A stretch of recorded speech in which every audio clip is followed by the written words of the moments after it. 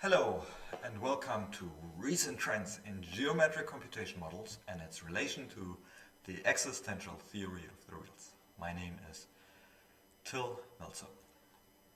Okay, the work that I present here is based on work together with Jeff Erickson and Ivor van der Hoog. So let's start with what is a computer. So in theoretical computer science, we need to model a model of computation so that we can talk about algorithms, for instance. So computer has, or what we call usually the word RAM, has several components. One is that it has a set of instructions which tells us what to do, and then we have this pointer which tells us now we do this and then we do that. In addition to that, we have this so-called central processing unit. On that one, we just perform those instructions. So add some additions, moving some data, stuff like that. And then we have this infinite array of integers where we copy in and out our results, or we take this as an input and so on, and we overwrite previous results and so on. But this is somewhat limited because we can here only work with a certain integer precision. We can simulate rational numbers by taking two entries of this array and say, okay, these two entries, they form together some rationals, and then we can simulate addition and multiplication also with rational numbers. But also often what is another limitation is that the real life is somewhat continuous and not discrete. So it's kind of hard to capture this, and often we don't really want to capture it.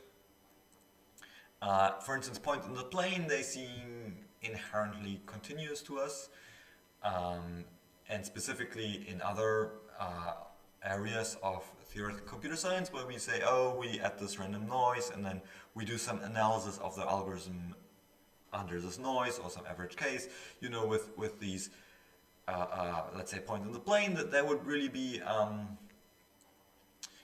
what we really are doing. Then we work with real numbers, because once we added this noise, we're not adding discrete noise.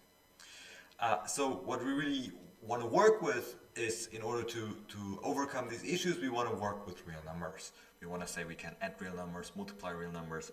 And so the realRAM is born, and that is the hero of this talk. It's the realRAM. But wherever there's a hero, so the realRAM has infinite precision, which is kind of dangerous, and so there's this anti-hero, the Joker, which may abuse this, right? And the Joker used the fact that in previous definitions or the original definition by Shamos on the realRAM, there was rounding allowed, and then due to this rounding, so this exploded, and it was possible to show that certain algorithms run in polynomial time, but that are p-space hard. So I say here p equals p-space, which is not correct. So p on the realRAM is like p-space as we're used to it, and we don't really want this. And the trick is very easy. We just basically encode lots of numbers in a real number, lots of integers into real numbers. We do lots of calculations, and then we can do all of these calculations in parallel on the realRAM. So we don't want to do that. So what we do allow is, so the realRAM used to have sine, cosine, and rounding up and down, and all of this we kind of forbid. But the question keeps lingering. Does a Joker have maybe, some other bump hidden? We prevented, we kind of forbid the previous bump, we made it safe, but there may be other bumps, because remember, the realRAM has infinite precision. And that could be abused in some other way. And in this talk, I want to give some argument that this cannot happen, or that some of these bumps at least cannot happen. And I cannot prove this, but I can give some arguments for it. And this is related to, so we want to put the Joker in prison, and this is related to the existential theory of the reals, and it's kind of strange that studying this complexity class that I will introduce you to has these implications that are very unexpected. So let me give you a definition of the existential theory of the reals. This complexity class is often denoted as ER or ETR or existR. And it is defined by this algorithmic problem ETR with exactly the same name. So how is ETR defined? So we want to know whether there exist real numbers such that some formula is true. So and this formula, it can be built out of variables, constants, addition, multiplication, and Boolean operators. So here's an example that exists real numbers such that this formula is true or not. And then this complexity class is just everything that is can be reduced to this algorithmic problem. So that's the complexity class, the existential theory of the reals. Is a little bit difficult to get used to, but yeah, once you get used to it, it's not that hard. And here, this complexity class is kind of important because lots of important problems are related to it or complete for this class. So for instance, geometric packing, the art gallery problem, lots of problems in graph drawing, problems related to Nash equilibria, problems related to polytopes. So I don't want to go in all of this, but you see that not just in computational geometry, but in various different areas of theoretical computer science, this complexity class comes up. One important issue for this complexity class is, like, often you can think, why do I care about this complexity class? I already know it's NP hard, right? But actually,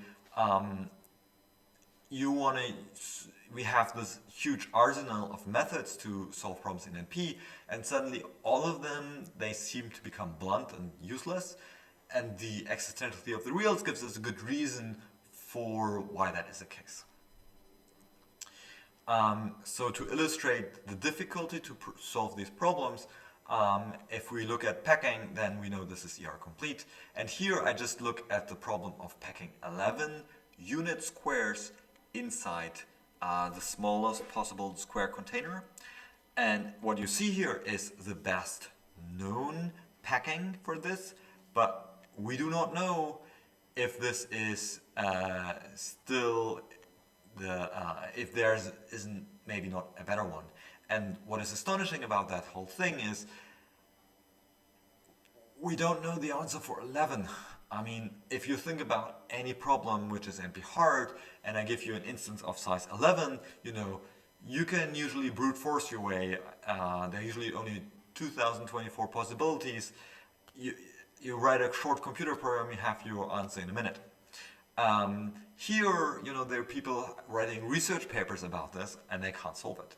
So it is astonishing how hard these problems are. And then if we look at these related complexity classes or more well-established complexity classes, we know that NP is contained in ER, and we know that ER is contained in P-space. And so we have this problem satisfiability, where we have Boolean variables, and we want to know whether some formula is satisfied. Then in ETR we have some real variables, and we again want to know whether they can be assigned some values to satisfy a formula. And then there is this problem TQBF, so true quantified Boolean formula, or sometimes also called just QBF.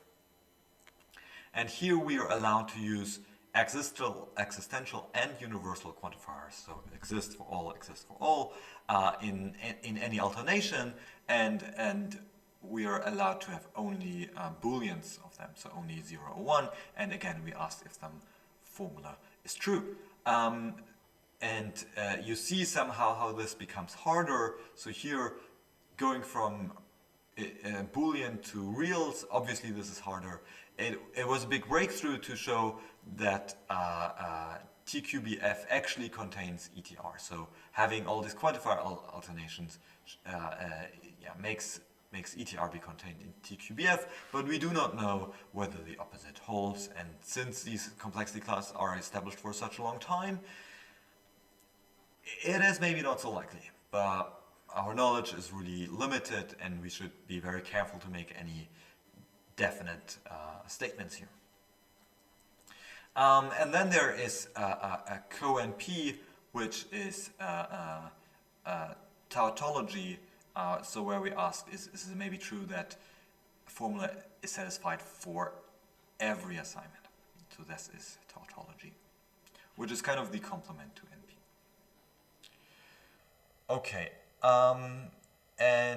Okay, so what we were interested in originally in this research is we were interested in these problems which look like they are in NP, but they are not because they have this high bit precision, so we need a lot of precision in order to solve this. So for instance, here you have some graph and you want to know whether it can be represented by disks.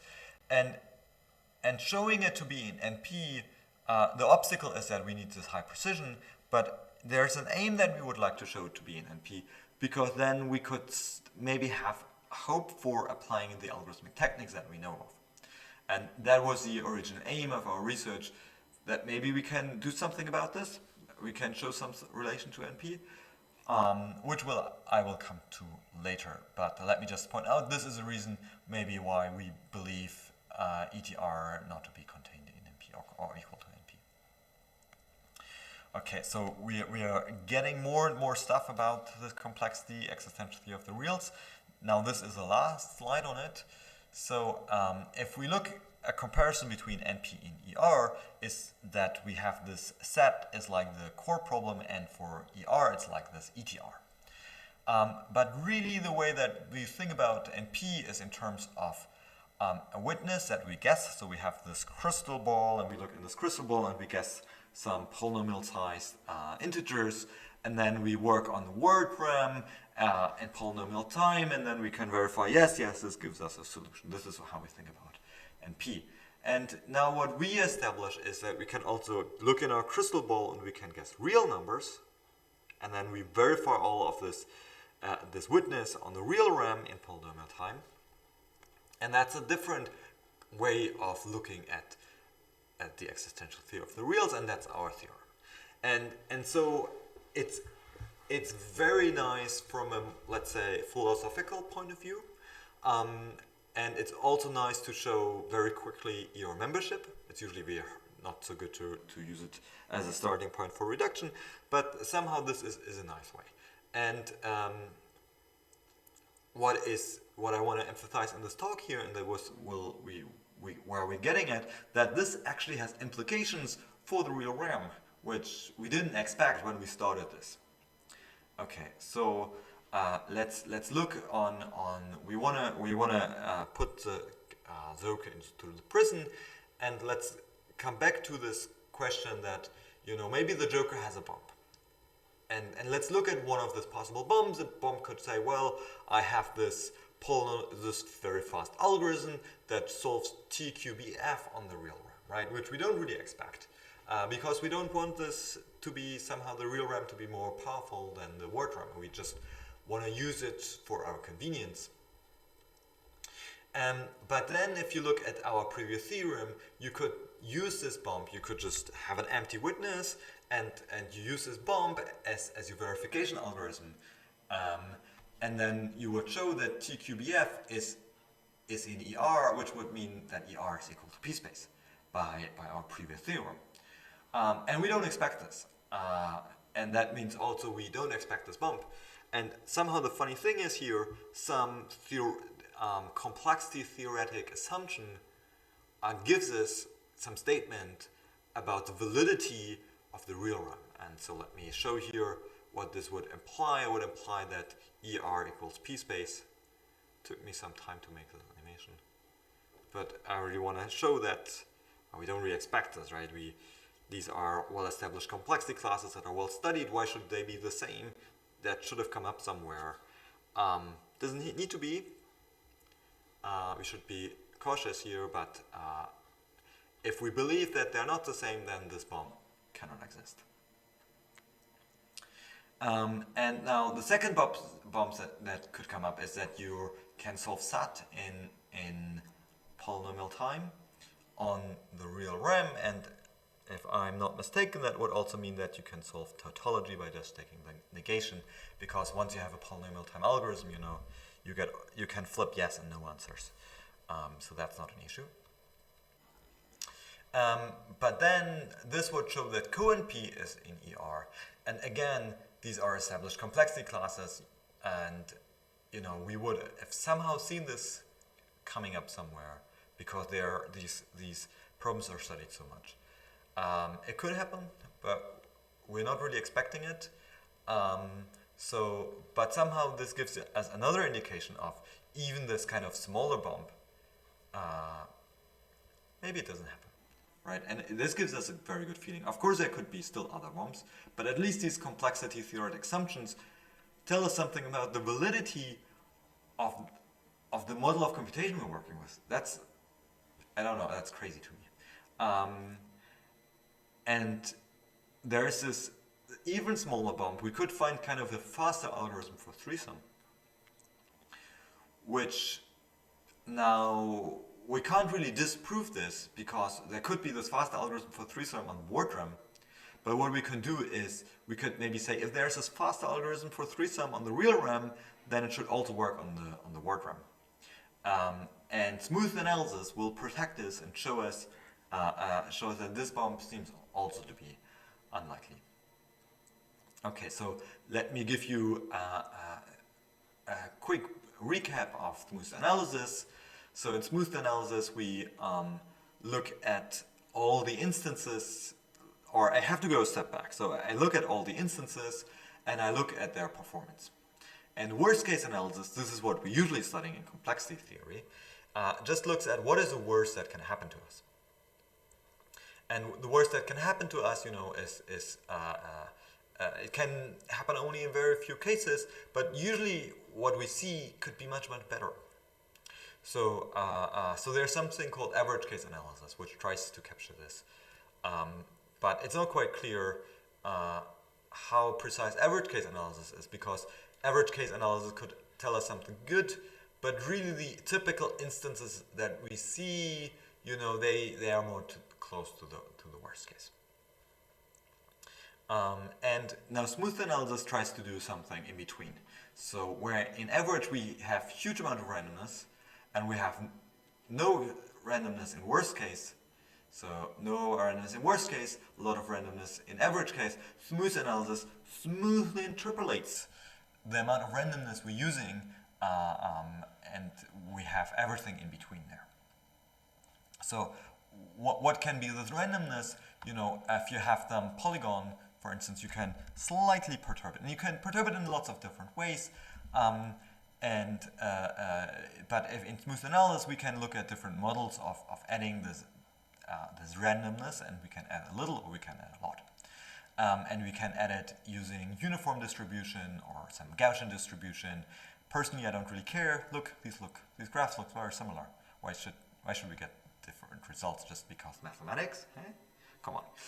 Okay, but this is then how we add this randomness. And now we're ready for a more formal definition. In smooth analysis, we look at the worst instance under some mild perturbation, and we integrate over all these perturbations. And then we take some cost measure, either time, space. That's typical, but in our case, we will take precision that we need, because precision is all that is about the realRAM.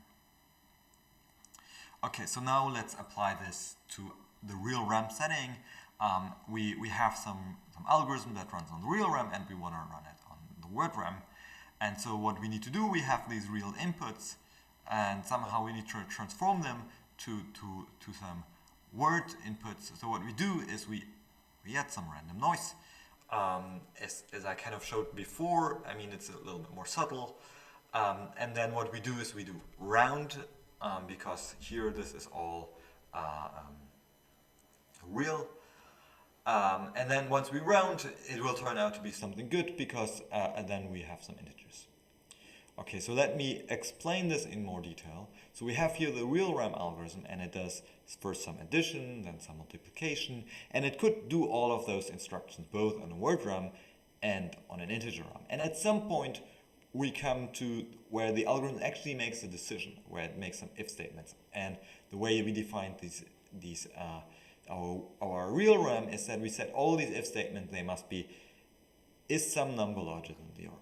And really what we ask, if we ask is some number larger than 0, we ask if something that we computed based on the input larger than 0. And what we compute is really implicitly it's just polynomials, because we just add and multiply stuff, so to say, right? That's what we do. And so now then the question is, does does this polynomial evaluate to the same thing whether we add randomness or whether we just round? And in smooth analysis, we look at all these cases with randomness. We would integrate over all of them. And yeah, so if they're the same, then the algorithm would do the same. And what we see, or what we could prove, and it was technically not so hard, was if these polynomials behave nicely, then the precision that we need is not so high, and then basically we get the same. The algorithm literally does the same and literally gives you the same result. And so we didn't really need this real RAM. So let's first go to the motivation, and then I show you how this relates to the bomb from the Joker. So our motivation was, as I said, there is this big gap between ETR and MP formed by these bad instances that may need algebraic numbers, or that may need large bit complexity. And then we say, okay, let's just add a little bit of randomness to those instances, and they kind of disappear. They become much smaller. And this is what we were looking for. This was our aim. But now, as we will see, it really has implications to our model of computation. Namely, let's look again at this bump where we have this n to the 1.5 algorithm for, let's say, solving 3-sum on the real RAM. Then, okay, now we take smooth analysis coming to our help. And then what smooth analysis tells us is that these polynomials that we implicitly compute, they must be very bad. So they must have very high degree, and this is not very common. Most algorithms don't really do this. Most algorithms have nice polynomials, so everything will be fine. So we cannot prevent any of these bombs, but we can say most algorithms that we're currently having seem to be alright, or they are right, and under smooth analysis we will get the same result on the word RAM as on the real RAM. Okay, again, it may be that some other bombs come up, but at least some of those bombs we made safe. Thanks for your attention, and see you around.